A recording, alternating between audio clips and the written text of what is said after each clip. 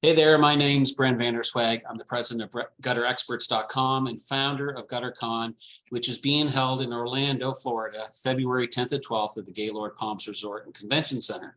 I love chatting with people in the gutter industry, suppliers, inventors, manufacturers, and gutter guys and gals just like you and me. I enjoy finding out how they got into the business and where they came from and what their businesses are doing today in the gutter industry. So please welcome my guests for today. Some of you have already met them. They're people that I met for the first time at GutterCon in Denver, and everyone's been helping a little bit getting ready for GutterCon 2023. And we just want to give a little intro to everyone today. And all three of these people, Tina, Corey, and Ben, are going to be doing a little bit of a chat, doing a session at GutterCon in Florida in February, and we just want to get a little bit of a hint of what you guys have in store for us. So how's everyone doing today? Doing good. Thanks for having us. Hey, good. So listen, I'm going to start with Ben because he's at the bottom of my screen. He was the last one to show up here, so you're first on the docket. So Ben, why don't you just tell us a little bit about you? You know, how we got to meet at GutterCon and what you're doing down in LaPorte, and what you got planned for GutterCon 2023. Sure. Thanks, Brent. I appreciate it very much. My name is Ben Conowitz. I own LaPorte Seamless Gutter in LaPorte, Indiana. It's about 20 minutes south of the Michigan border, right outside of Chicago in Northwest Indiana. I'm a little bit unique to the gutter industry because my business was a family business that was started in 1982 by my father. And I started working there about 12 years ago, and then did a buyout and everything and became the sole owner about 5 years ago. Since I've taken over, we've doubled in size, and the industry, obviously, as everybody knows, going through the pandemic and pricing going crazy and nuts. One of the biggest things that I'm proud of, things I'm most proud of, is my employee retention and company culture. So down in Florida, I'll be talking to you guys, having a seminar on. I've titled it "Damn, I Want to Work There." Basically tips and tricks on how you guys can improve your company culture, retain and grow good people. The last three employees that I've had come work for me, I actually didn't seek them out. I didn't post an ad. I had three people walk in the door and ask to work for my company. Those are the last three hires that I've had, and they've been with me for about a year now. We haven't had to hire at all. So I'm at full staff, and I can't be happier with the way that that's going. And the biggest reason is people really do like working for me, but like working for the company itself. We do a lot of unique things that are, I think, that are things that I can share with everyone at GutterCon to tell them this is how I would go about, getting good people, keeping good people, and improving that culture so that you guys are just freaking rock stars.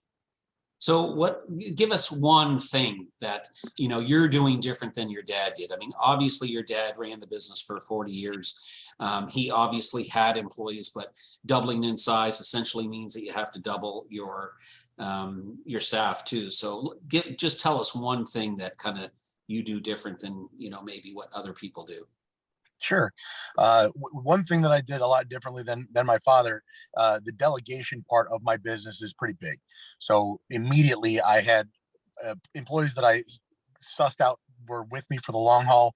They were kind of legacy employees from my father. And I said, wow, these guys, they've been here. Let's promote them. So immediate promotions across the board for a lot of guys, which meant immediate raises across the board. Mm-hmm. And that kind of endeared them to me, even though I was this young kid at the time, not really young anymore, but this young kid at the time joining the company. My way of making my inroads with the employees was to give them more money immediately and tell them that there's room to grow at LaPorte Seamless Gutter. So it's not just an installer job, it is a career with a path. That is huge. I think a lot of guys are looking for part-time help. They're looking for help in their season. We don't treat seamless gutter as a seasonal position, and we don't plow snow either. So we are absolutely laid off for a good 6 weeks in the winter in Indiana. But I try to very much have it be a kind of a reverse teacher salary, where you're going to make enough money where hopefully that month and a half you're taking a break, and you've been paid quite well throughout the year So that's kind of a vacation for you, plus whatever unemployment benefits that the government can extend. Put those two things together, and you're basically making the wage of a 12-month employee, and you're making that wage in 10 and a half months. Right. Gotcha.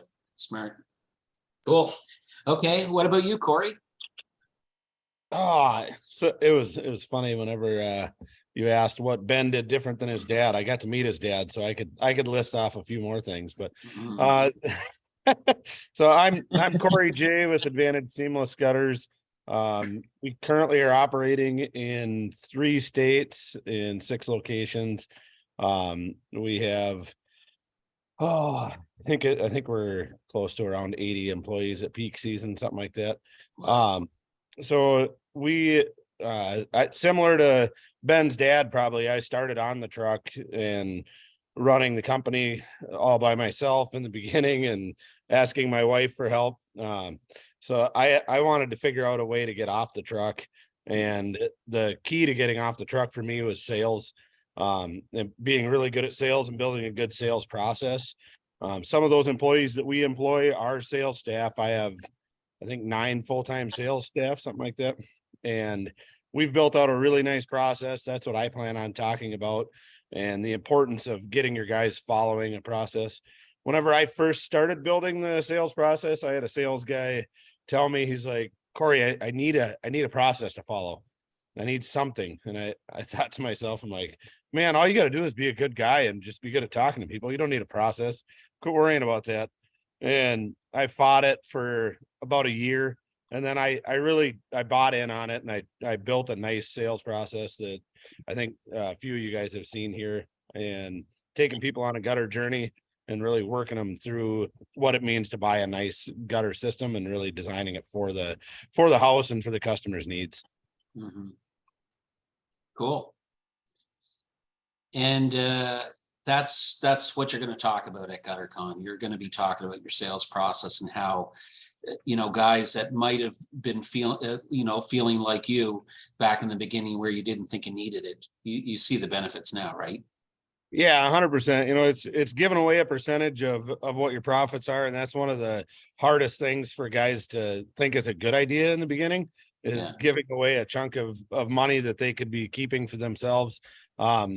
Much like Ben, I got really good at delegating. If I could do it all over again, I'd have delegated a lot faster. I've only been in business for 12 years, and if I'd have delegated faster, I think we'd be double the size we are now. And it's just so worth it to teach other people to do what you do and help them through and coach them to be better sales staff. We meet way more than people would ever imagine for a sales team. We actually, all summer long, we meet daily, which teams think that's nuts. But I think that's a big part of our success, is how often we're checking in with the sales staff and making sure they're doing the right things and just hiring people to do it.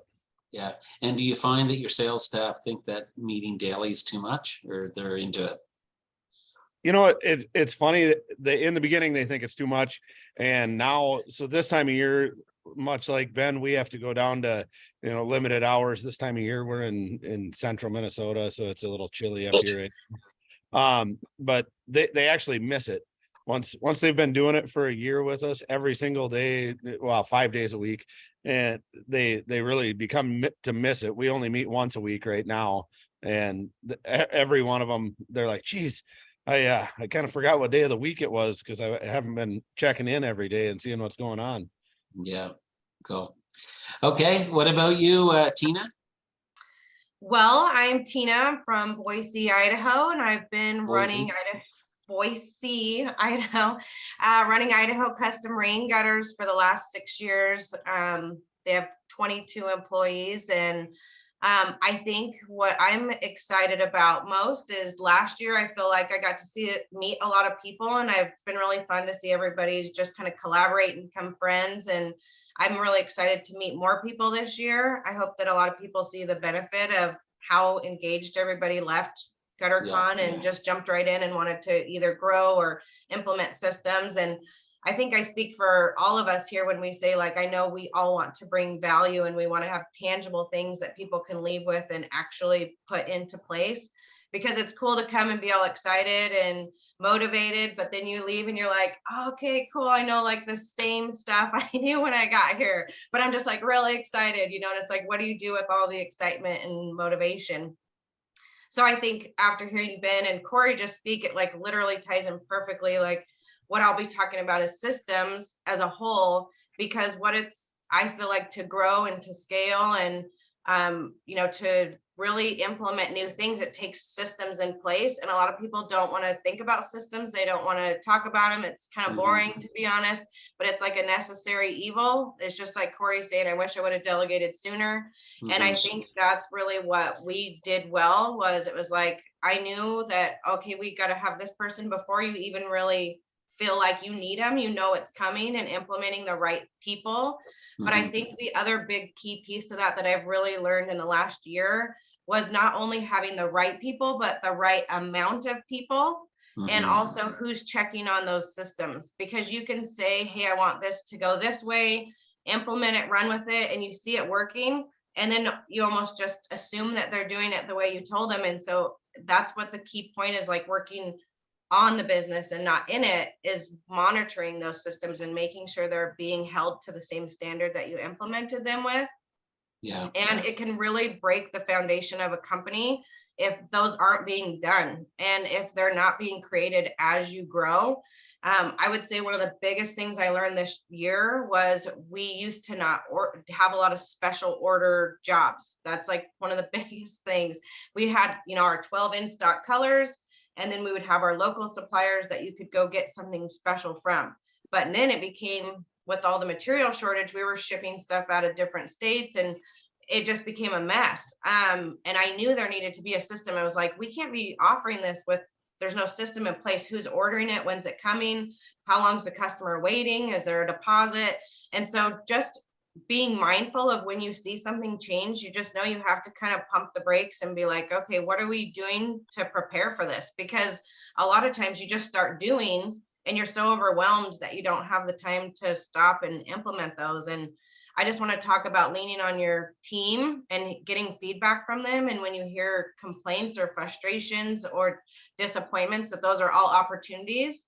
And a lot of times we want to run from those. We want to be like, oh, you know, have so-and-so fix it. But like all those complaints and frustrations are like, you know, let's talk about what's going on here and let's create a system. Because anytime I hear like, oh, this didn't go through again, or this isn't going right, it's like, okay, whoa, what's the process? Yeah, You there's know? a way to fix this. Yeah. Yes. And so I think to get to that stage that all owners want to be on, which is, you know, on vacation and working a little bit and being with their family, is like, who's taking care of everything behind the scenes. And just, you know, like I said, making sure that people are in the right place at the right time. Like if you're drowning, like you've already missed that stage of bringing somebody on board. So I'm excited to just kind of share about that.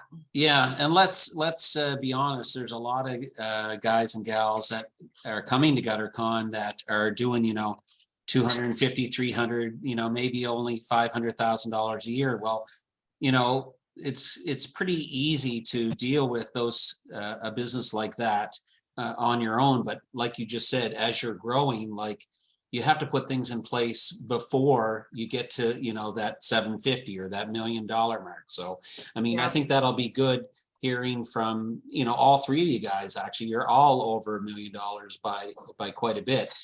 Hearing from you guys how you're doing it, it's just going to help everyone else. So that's all. That's great. And Vitaly, you're not in the gutter install business anymore, but you're on the supply end. So just picking up where Tina left off, you know, tell us a little bit about you and, you know, from a supplier standpoint, you know, how things are with you guys. Yeah, so I'm Vitaly Voloshin. I'm located here in Clackamas, Oregon, which is 15 minutes outside of Portland, Oregon. Portland, you know, the place you see on the news all the time. It's not as bad as people think it is. It's actually quite normal. I wanted to let everyone know that this is being recorded on Sunday morning, so I'm on the West Coast. It's happy hour here. Yeah. So a little bit about me. I actually have a lot of experience in the gutter business. My dad started the gutter business back in like '96. So my first gutter install, like I went out with my dad in like second grade. I remember that. So I've installed, I've been in sales, and then finally at 31, I opened a gutter store with some help, of course. We just sold everything and put all of our cookies in one basket, and now we're a supply house selling gutter materials to other gutter companies. And how has the supply chain been for you over the past couple of years during this COVID pandemic? Well, basically what the gutter people have been experiencing, I've been experiencing as a supplier. It was in a way a good time for me to start my business, because when other companies were running out, people were flocking to me, and I just had to, hold my prices. And it is kind of annoying if you're out of, say, 2x3 wide downspouts and you can't get them.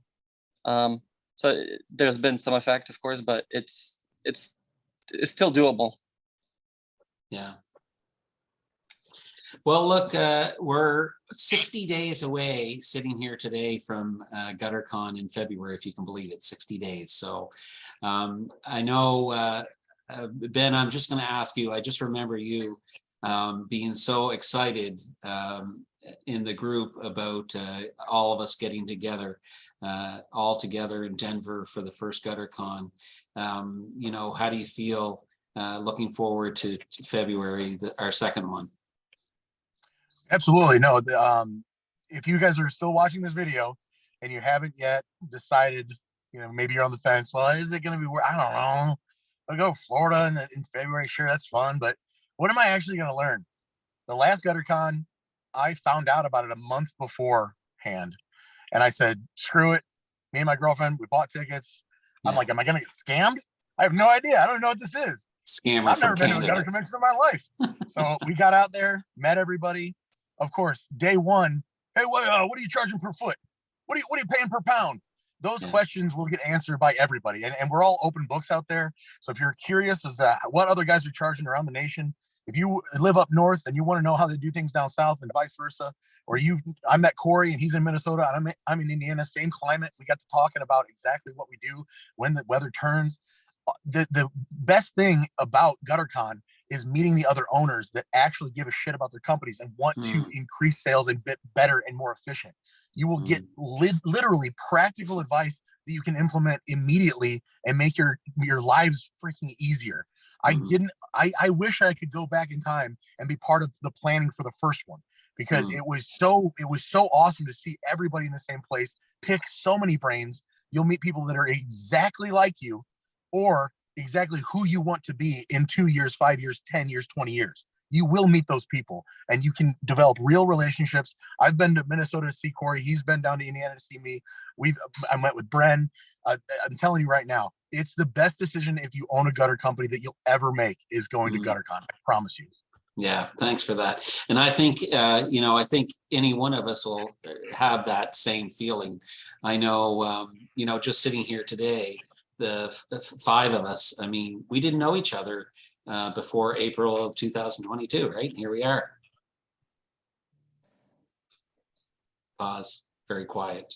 Yes, I'm very excited. I want to meet more people. I want to grow our little group here. Yeah, great. Well, listen, I know today is a Sunday and I really, really appreciate you guys taking the time. And like Ben said, if anyone's still watching this, the best thing they can do is go to gutter-con.com. You can buy your tickets for Gutter-Con, which is February 9th through 12th in Orlando, Florida. There's a VIP ticket there. We're working on a couple other things too, so please stay tuned. So again, guys, thanks so much for coming in today, and we'll be chatting with you soon. Thanks for having us. Okay.